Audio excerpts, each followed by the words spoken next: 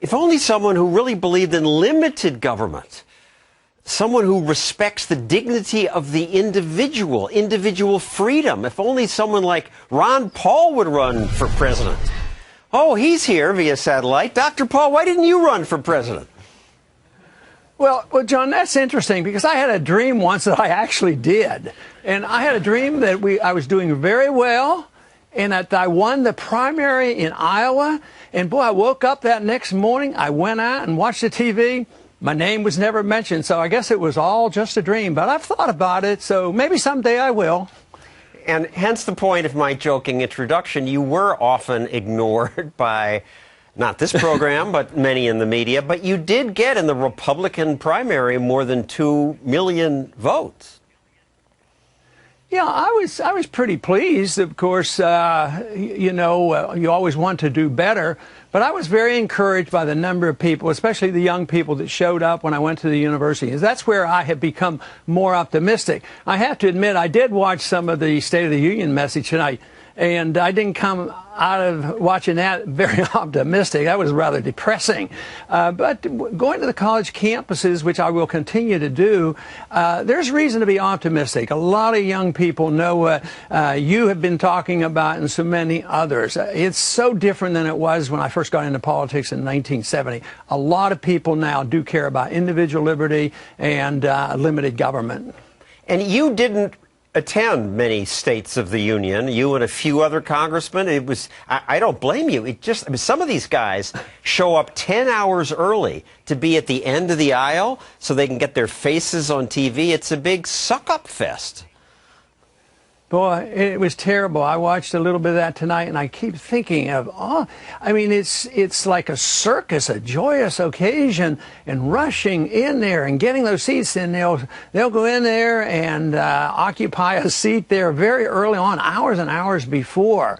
But the jumping up and down and the ritual that they go through, should the Republicans get up on this one or should they sit on their hands? Well, this is one where everybody gets up and down. And it sounds like the world has been saved. If you were locked in and just being on that floor, it would be so distorted. But that's about the way Washington is. It's so distorted. They live in their own little bubble, and they don't know that there's anybody like you or anybody in your audience that might have questions about what's going on in this country. And certainly we didn't get any answers tonight. And I note that there's no requirement that they hold these big celebrations, that the Constitution just says the president from time to time shall give Congress information on the State of the Union. Thomas Jefferson wrote his, and that's what happened for 100 years. George Washington said 800 words. Obama, it's several thousand words.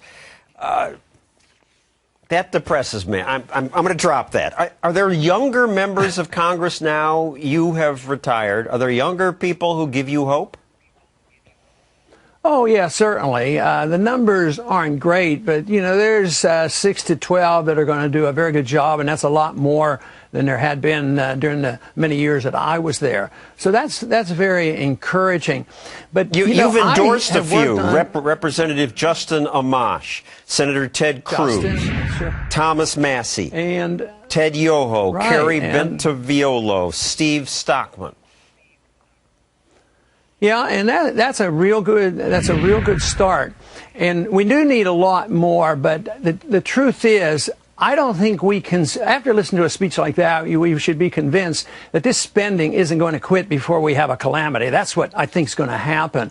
But that doesn't mean we shouldn't stop trying to change people's minds. But to think that next year or in 2 years from now we're going to have more members of Congress and we're finally going to come to our senses and we're going to vote against some of this largesse for all the special interests and we're going to bring our troops home and they're going to repeal and restrain the president from assassinating American citizens, his so-called right to do that. That's not going to happen. There's going to be a serious problem, economic, and a crisis here where there will be a decision made by the people, mostly the young people right now that are in college and getting out of college, on what kind of a system we have.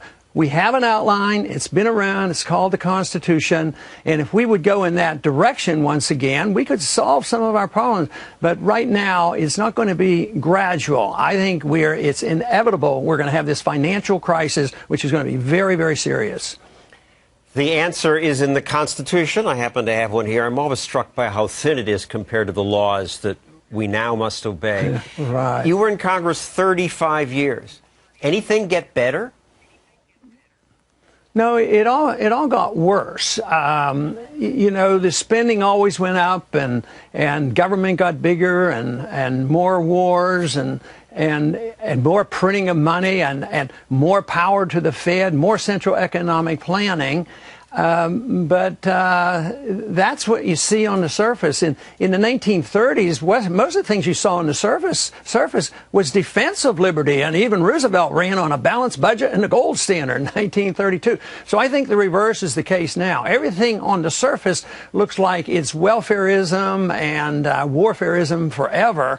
But I think underneath there's this smoldering desire that is growing by leaps and bounds that's saying that a lot of these people in this country have had enough of it. And I think tonight, you know, he talked about a lot about gun controls. I don't think the American people are going to put up with that. And I think this awakening is coming, is on its way. So I would like to do my share in trying to nourish that awakening. He did talk a lot about gun control, but he never mentioned the word drone once. Yeah, that's the gun we ought to really control.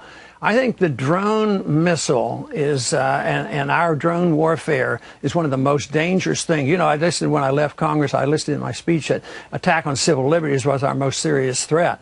But then the other thing was the killing of foreigners in foreign countries, like that we do in endless countries, you know, by drones. And civilians get killed, and Americans get killed, and it's so over the top, and there's not enough talk about that. And that to me, if you don't have your civil liberty, they do say they are keeping us safe. Kill them there so they don't kill us here. Yeah, that's what they say, but every time they kill a civilian over there, you probably get 10 more that are dedicated to the principles of what the Al-Qaeda stands for. Keep foreigners out of our land and punish those who come here to kill us. And the war fever that is built up, the need. Right now I saw a statistic where we are actually putting troops into probably about 35 countries in Africa because we're competing with China. Now, China has earned some money. You know, we buy their stuff, and they're going over there and investing in natural resources. So we're investing by buying more weapons and going over there and putting more troops in Africa. And now they say, well, we've had this victory in Iraq and Afghanistan, so we're going to move to the Far East and into Africa and conquer those lands as well.